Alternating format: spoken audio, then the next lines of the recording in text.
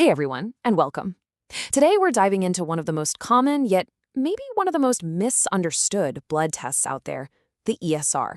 It's been a go-to for doctors for over a century, but what is it really telling us? Let's get into it. Just think about that for a second. A single test that doesn't tell you exactly what's wrong, but instead sounds this big, loud alarm that something is up. Well, that right there is both the power and kind of the puzzle of the erythrocyte sedimentation rate, or ESR for short. All right, so let's start with the big idea. Our bodies are amazing, right? They're constantly on alert. And when they sense a threat, say an infection or an injury, they kickstart an inflammatory response. It's like the body's own internal fire department rushing to the scene. The thing is, we don't always see the smoke, and that's where this alarm bell is so crucial. So what is it? The ESR, or as you'll sometimes hear it called, the SED rate, is a beautifully simple test. All it does is measure how fast your red blood cells fall to the bottom of a test tube.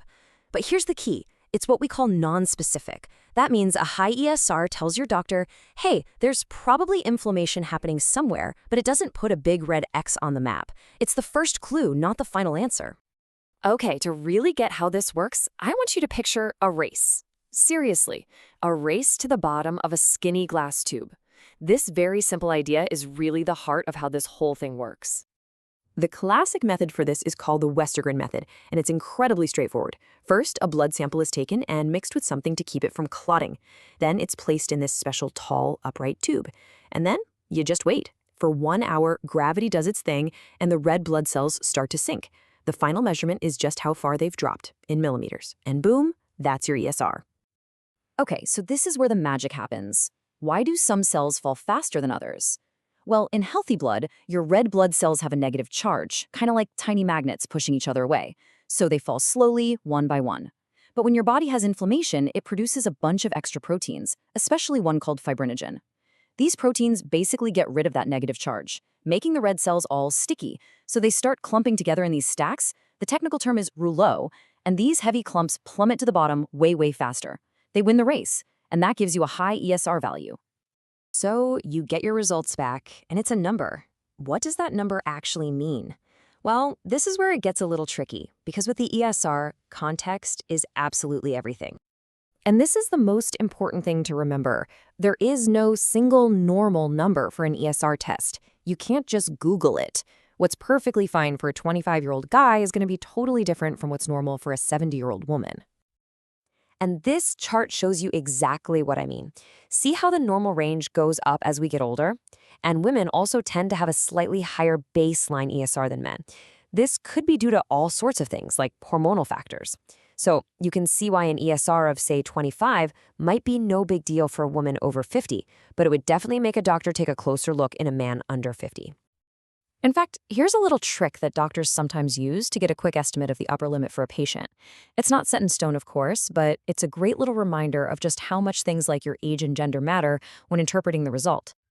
Okay, so what happens when a result comes back and it's outside that expected range? What kind of clues does that give us? This is where the real medical detective work begins. A high ESR is what doctors see most often, and just look at this list. The potential causes are all over the map. It could be anything from a simple infection to a chronic autoimmune disease like lupus, or even some types of cancer. Heck, it can even be elevated for totally normal reasons like pregnancy. This really drives home why the ESR is just a starting point, not the final diagnosis. Now, while a moderately high ESR can mean a lot of things, a really high ESR, I'm talking over 100, that is a massive red flag. Research shows that when the number is that high, there's a 90% chance that there is a significant underlying medical issue. A number like that tells a doctor, okay, we need to dig deeper and we need to do it now. So what about a low ESR? It's a lot less common, but it can also be a really useful clue.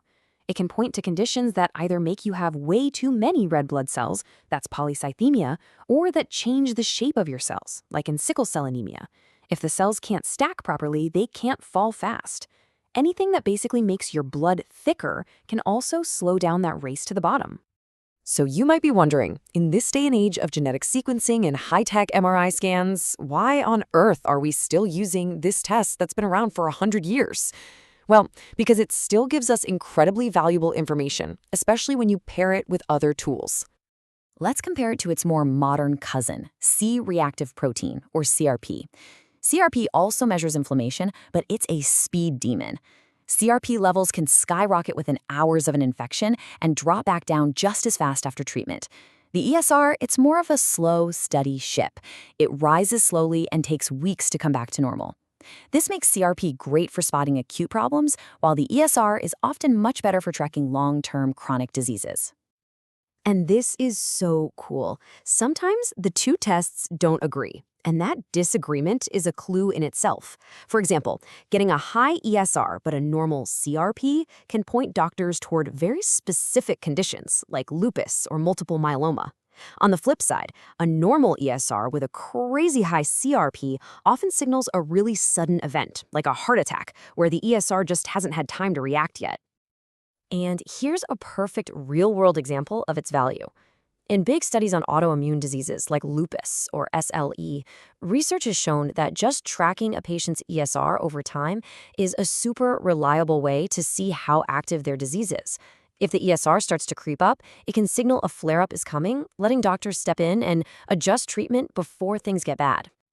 So after all this, what's the big takeaway? The ESR is not a test that gives you a diagnosis on a silver platter. It's a simple, cheap, and really valuable piece of the puzzle. It's a signal. It tells doctors that something deserves a closer look, helps them monitor chronic illnesses, and can be the first warning of hidden trouble. It's a classic for a very good reason. And that really leaves you with a final thought, doesn't it? The ESR test gives us this little window into the subtle battles happening inside us all the time. It just makes you wonder, what other secret signals is our body sending us every single day, just waiting for us to figure out how to listen? Thanks for joining me.